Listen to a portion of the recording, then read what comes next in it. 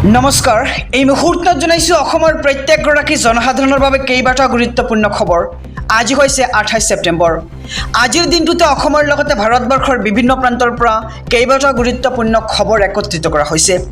এই মুহূৰ্তত জনাইছো আজিৰ প্ৰথমটো খবৰেই সমগ্ৰ ৰাজ্যবাসীৰ বাবে এটা ডাঙৰ খবৰ। ৰাজ্যৰ মুখ্যমন্ত্ৰী ডক্টৰ হিমন্ত বিশ্ব শৰ্মাৰ বিস্ফোৰক মন্তব্য। NRCত নাম নথকা সকলক ঢকিয়াই বাহিৰ কৰি দিয়া হ'ব। আইনৰ ৰাস্তাৰে ঢকিয়াই বাংলাদেশ পঠিয়াই দিয়া হ'ব। আৰু ঝাৰখণ্ডত মুখ্যমন্ত্ৰী ডক্টৰ হিমন্ত বিশ্ব শৰ্মাই কৰিছে এক ডাঙৰ মন্তব্য।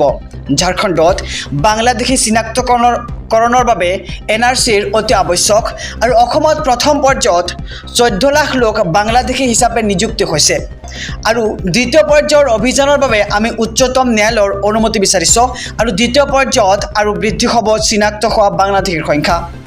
NRCত নাম নথকা সকলক ঢকিয়াই বাহিৰ কৰি দিয়া হ'ব। এই মন্তব্য ৰাজ্য মুখ্যমন্ত্ৰী ডক্টৰ হিমন্ত বিশ্ব শৰ্মাৰ। আৰু আইনৰ ৰাস্তাৰে ঢকিয়াই বাংলাদেশ পঠিয়াই দিয়া হ'ব। এই মুহূৰ্তত জনাইছোঁ আজিৰ দ্বিতীয় নম্বৰ খবৰটো। কাইলৈ ADRE পৰীক্ষা সন্দৰ্ভত 12টা ডাঙৰ নিৰ্দেশনা জাৰি কৰিছে ৰাজ্য চৰকাৰে। কাইলৈ অনুষ্ঠিত হ'ব ADRE তৃতীয় আৰু চতুৰ্থ বৰ্গৰ পৰীক্ষা অনুষ্ঠিত কৰাক লৈ আহিছে কেইবাটাও ডাঙৰ নিৰ্দেশনা।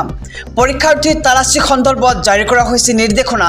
আৰু কি নিৰ্দেশনা জাৰি কৰা হৈছে আমি সবিশেষ জনাই যাম SB অসম মিডিয়াৰ সমূহ দৰ্শকক। কি নীতি নিৰ্দেশনা থাকিব তালাচীৰ ক্ষেত্ৰত। পুৰুষ আৰু মহিলা পৰীক্ষাৰ্থীৰ তালাচীৰ বাবে পৃথককৈ থাকিব পুৰুষ আৰু মহিলা আৰক্ষী। তালাচীত নিযুক্ত সকলকে প্ৰশিক্ষণ দিয়া হৈছে। আৰু পৰীক্ষাৰ্থীৰ মৰ্যাদা আৰু সন্মানহানি হোৱা কোনো কাৰ্য কৰিব নোৱাৰিব তালাচীৰ নামত। পৰীক্ষাৰ্থীসকলে তেওঁলোকৰ পকেট খালী কৰি সকলো সামগ্ৰী নিৰ্ধাৰিত স্থানত পৰিদৰ্শনৰ বাবে দিব লাগিব। আৰু মহিলা প্ৰাৰ্থীৰ তালাচী অংগনবাড়ী কৰ্মী বা আশা কৰ্মীৰ উপস্থিতিত মহিলা কনষ্টেবলে কৰিব। আৰু তালাচীৰ সময়ত সন্দেহ উপজিলে পৰীক্ষাৰ্থীক টুপি, জোতা, চেণ্ডেল আৰু গহনা আদি খুলিবলৈ নিৰ্দেশ দিছে। আৰু অনুমতি নথকা সামগ্ৰী পালে জব্দ কৰা হ'ব। লগতে কোনো ইলেক্ট্ৰনিক ডিভাইচ বা অসৎ উপায় অৱলম্বন কৰা সামগ্ৰী নিলে গ্ৰহণ কৰিব ব্যৱস্থা। আৰু নিষিদ্ধ সামগ্ৰী জব্দ হ'লে প্ৰাৰ্থীৰ বিৰুদ্ধে আইনী ব্যৱস্থা লোৱা হ'ব। আৰু মহিলাৰ তালাচীৰ ক্ষেত্ৰত CCTV ৰেকৰ্ডিং নিষিদ্ধ কৰা হৈছে।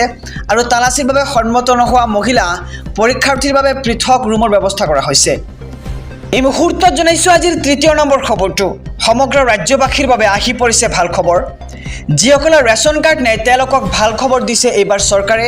কিয়নো এইবাৰ ৰাজ্যত চলি আছে নতুন ৰেচন কাৰ্ডৰ আবেদন প্ৰক্ৰিয়া। দৰিদ্ৰ সীমাৰেখাৰ তলত বাস কৰা প্ৰতিটো পৰিয়ালে লাভ কৰিব ৰেচন কাৰ্ড। 19,92,167 গৰাকীলৈ ৰেচন কাৰ্ডৰ সুবিধা প্ৰদান কৰিব এইবাৰ ৰাজ্য চৰকাৰে। আৰু আবেদনকাৰীৰ পৰিয়ালৰ বাৰ্ষিক আয় হ'ব লাগিব 4 লাখতকৈ কম। চৰকাৰী চাকৰিয়াল নথকা পৰিয়ালে লাভ কৰিব নতুনকৈ ৰেচন কাৰ্ড। আৰু বিনামূলীয়া ৰেচনৰ লগতে লাভ কৰিব বিনামূলীয়া বীমা সেৱা। আৰু ৰেচন কাৰ্ড থকা প্ৰতিটো পৰিয়ালৰ মহিলাই লাভ কৰিব অৰুণোদয় আঁচনিৰ সুবিধাও। আৰু অহা 15 অক্টোবৰৰ ভিতৰত দাখিল কৰিব লাগিব আপুনি নতুন ৰেচন কাৰ্ডৰ বাবে আবেদন। আৰু আবেদনৰ বাবে বাধ্যতামূলক হ'ব আপোনাৰ আধাৰ কাৰ্ডখন। ৰেচন কাৰ্ড আবেদনৰ বাবে প্ৰয়োজন হ'ব কি নথিপত্ৰ আমি সবিশেষ জনাই যাম আমাৰ সমূহ দৰ্শকক যে আধাৰ কাৰ্ড, ভোটাৰ কাৰ্ড, বেংক একাউণ্টৰ সবিশেষ, পৰিয়ালৰ সকলো সদস্যৰ ফটো লগতে ঠিকনাৰ প্ৰমাণপত্ৰ আপোনাৰ প্ৰয়োজন হ'ব। আৰু ক'ৰ পৰা সংগ্ৰহ কৰিব আপুনি আবেদন পত্ৰ সেৱা জনাই যাম। আপুনি লগইন কৰিব লাগিব pds.assam.gov.in পৰ্টেলত। আৰু আপুনি এই পৰ্টেলটো লগইন কৰাৰ পিছতে উপলব্ধ হ'ব তাতে আবেদন পত্ৰ। আৰু সংশ্লিষ্ট জিলা, মহকুমাৰ খাদ্য, ৰাজহুৱা বিতৰণ আৰু গ্ৰাহক পৰিক্ৰমা বিভাগৰ কাৰ্যালয়ত লাভ কৰিব আবেদন পত্ৰ। আৰু সবিশেষ জানিবলৈ আপুনি যোগাযোগ কৰিব পাৰে 18000345 আৰু 3611 নম্বৰৰ যোগেদি। আৰু 1800345358 নম্বৰতে আপুনি যোগাযোগ কৰিব পাৰে। ৰাজ্যবাসীক জনাইছোঁ আজিৰ চতুৰ্থ নম্বৰ খবৰটো। দেশৰ কোটি কোটি লোকৰ একাউণ্টত সোমাব চৰকাৰী ধন। 5 অক্টোবৰত পৰীক্ষা কৰক আপোনাৰ বেংক একাউণ্ট। PM কিষাণৰ 18 সংখ্যক কিস্তিৰ ধন মুকলি কৰিব এইবাৰ চৰকাৰে অহা 15 অক্টোবৰ তাৰিখে। আৰু আপুনি ধন পাবলৈ কৰিব লাগিব এইকেইটা কাম। আপুনি প্ৰথমে সম্পন্ন কৰিব লাগিব eKYC প্ৰক্ৰিয়া। আৰু কেনেদৰে তালিকাত চাব আপোনাৰ নাম আমি সবিশেষ জনাই যাম। আপুনি প্ৰথমে লগইন কৰক pmkisan.gov.in ৱেবছাইট।